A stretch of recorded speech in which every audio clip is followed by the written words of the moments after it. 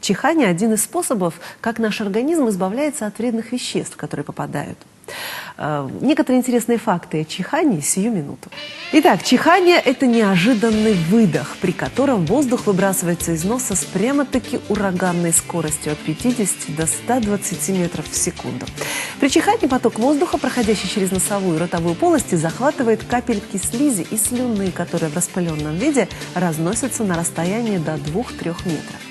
Вместе с ними вылетает до 100 тысяч микробов. Чихнуть с открытыми глазами невозможно. И это факт, ведь судорожно сокращается сразу столько мышц. Также человек никогда не чихает во сне.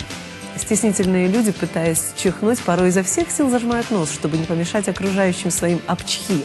Но из-за таких предосторожностей возрастает давление на сосуды головного мозга, что может привести к головной боли, кровотечению, а то и еще к чему-нибудь похуже. Примерно 1 из 4 людей, если наблюдать в общественных местах, при кашле или чихании не закрывает рот. И менее 5% делают это так, как рекомендуют государственные органы здравоохранения. Рекорд по чиханию по сей день удерживает англичанка Донна Гриффиты.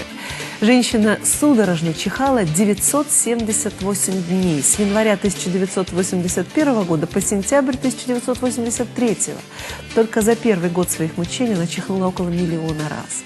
А еще говорят, что чихание нельзя сдерживать. Это вредно для здоровья.